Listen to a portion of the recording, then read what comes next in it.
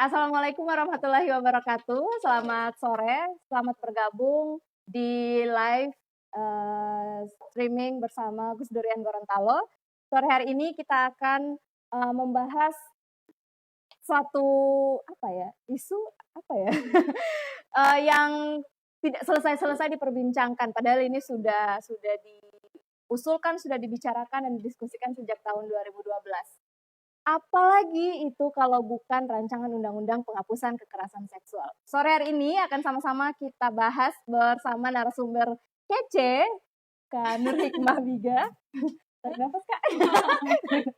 Oke, Kak Hikmah ini dosen di IAIN Sultan Amai Gorontalo. Lulusan dari mana, Kak? Ya, dari IAIN Sultan Amai Gorontalo juga, S1-nya. S2-nya di Sunan Kalijaga. Jurusan hukum keluarga. Oke. Aktivitas sehari-hari? Jadi bikin dosen. kopi. Bikin kopi dan jadi dosen. Jadi dosen.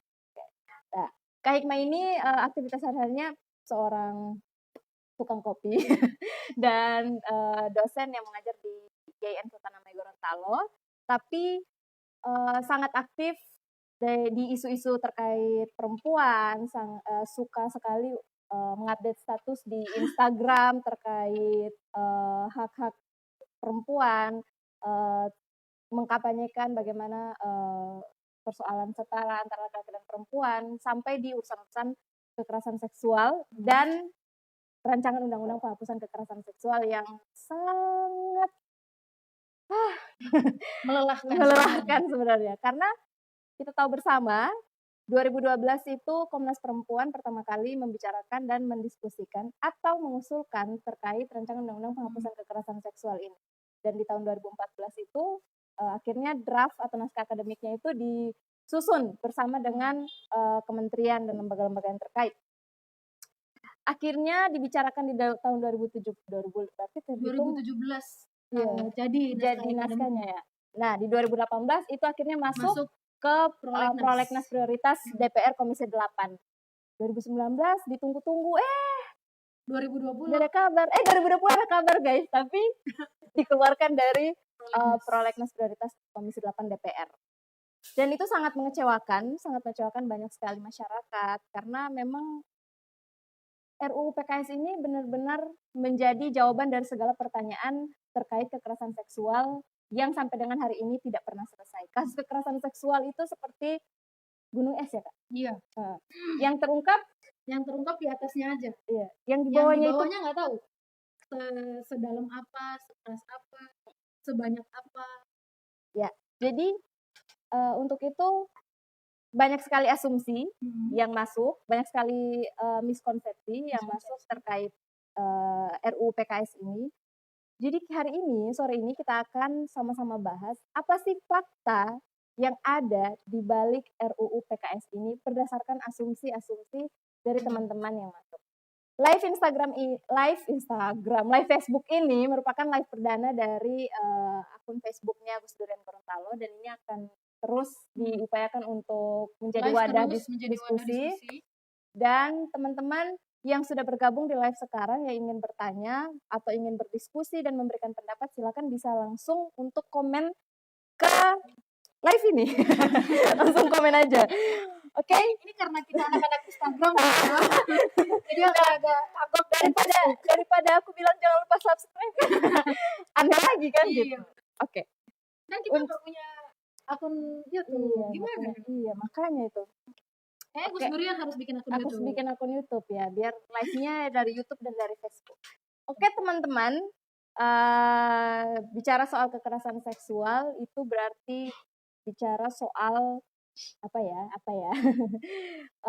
Kalau di sini ada pengertiannya, yaitu setiap perbuatan yang merendahkan atau menyerang fungsi atau alat reproduksi seseorang dan atau terhadap tubuh seseorang yang disertai dengan dorongan seksual atau bersifat seksual dengan memanfaatkan kerentanan, ketidaksetaraan, ketergantungan seseorang berdasarkan jenis kelamin dan status sosial, sehingga seseorang tersebut tidak mampu memberikan persetujuan dalam keadaan bebas yang berakibat atau dapat mengakibatkan penderitaan atau kesengsaraan secara fisik, psikis, secara seksual, kerugian secara ekonomi, sosial, budaya, dan politik. Untuk itu, kita akan dengarkan bersama beberapa penyampaian dari Kak Hikmah terkait RUU PKS. Kalau saya sih sebenarnya mau memulai dengan apa namanya ya, mengingat kembali kasus-kasus yang pernah terjadi, kasus-kasus kekerasan seksual yang pernah terjadi ya. Kalau Iva sendiri ada kekerasan seksual yang sangat diingat nggak? Kasus-kasus kekerasan seksual yang sangat diingat? Aduh, kalau mengingat kasus kekerasan seksual menghabiskan energi ya. Iya, makanya sebenarnya saya juga agak apa namanya, persiapan saya agak cukup banyak di mental hari ini karena apalagi tadi kita udah minum es jeruk ya, menjaga imun. Karena apa namanya? Karena membahas tentang kekerasan seksual ini benar-benar menyerang mental seorang perempuan gitu, apalagi dengan fakta-fakta yang sebenarnya wah ternyata negara aja nggak mau loh memberikan apa namanya, memberikan jaminan keamanan kepada perempuan, apalagi berarti harus kita nih yang apa namanya, yang harus memberikan keamanan untuk kita sendiri. Iya, makanya akhirnya perempuan hidupnya jadi was-was, Iya, makanya khawatir. Ini kalau aku pakai kayak gini bisa jadi korban gak ya? Kalau aku pakai kayak nah, padahal korban sebenarnya itu pelecehan seksual Hmm. yang seperti apa yang kita ingat? Kalau saya yang paling saya ingat adalah kasusnya Ibu Baik Nuril. Itu juga termasuk. Itu kasus Ibu Baik Nuril itu kan dia mendapatkan pelecehan seksual Tapi secara akhirnya verbal, tapi kemudian dia yang yang dihukum. menjadi Iya. dia yang akhirnya dipidana. Kan? Dituntut karena undang-undang ITE. Iya, ITE. Terus padahal dia yang korban. Nah, ini sebenarnya yang menjadi concern apa namanya, RUU kekerasan seksual, RUU penghapusan kekerasan seksual.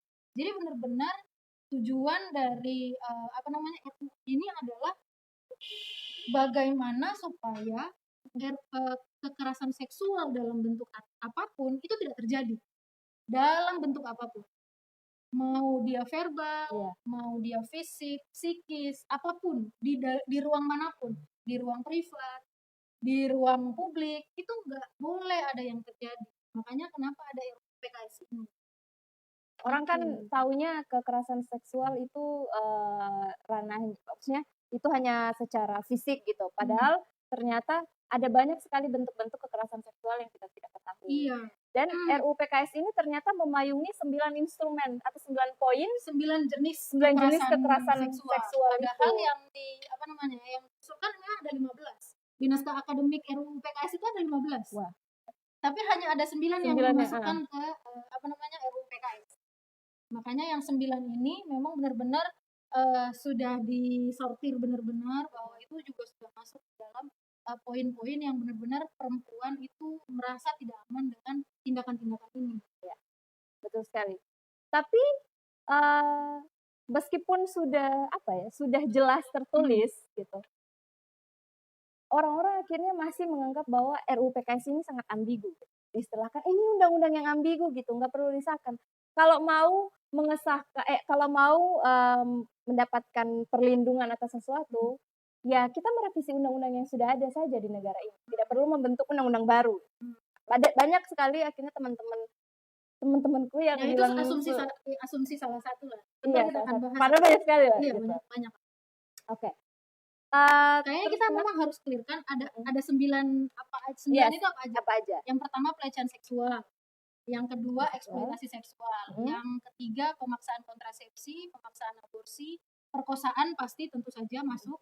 Lalu pemaksaan perkawinan, pemaksaan pelacuran, lalu perbudakan seksual dan penyiksaan seksual. Itu 9. Jadi memang di semua di RUU PKS itu sendiri itu ada dijelasin apa sih yang dimaksud dengan pelecehan seksual, apa sih yang dimaksud dengan eksploitasi seksual, itu sudah ada. Makanya bisa di-download sebenarnya di DPR, di apa namanya, di situs DPRD. Kalau dicari di Google, iya, RUU PKS udah paling di atas. Karena emang banyak banget yang apa namanya ya, yang ngedownload kan. Kalau nggak mau ribet bisa mengunjungi Instagram saya. Di bio ada. Di bio. Bisa klik-klik aja. Oke. Ada 9 bentuk gitu kan, 9 bentuk kekerasan seksual yang dipayungi oleh RUU PKS ini. Nah, terus apa lagi Kak Hikam? Jadi pelecehan seksual itu bisa ada 2. Pelecehan seksual itu ada fisik dan non fisik. Kalau yang non fisik ya yang tadi Ibu Baik Nuril itu yang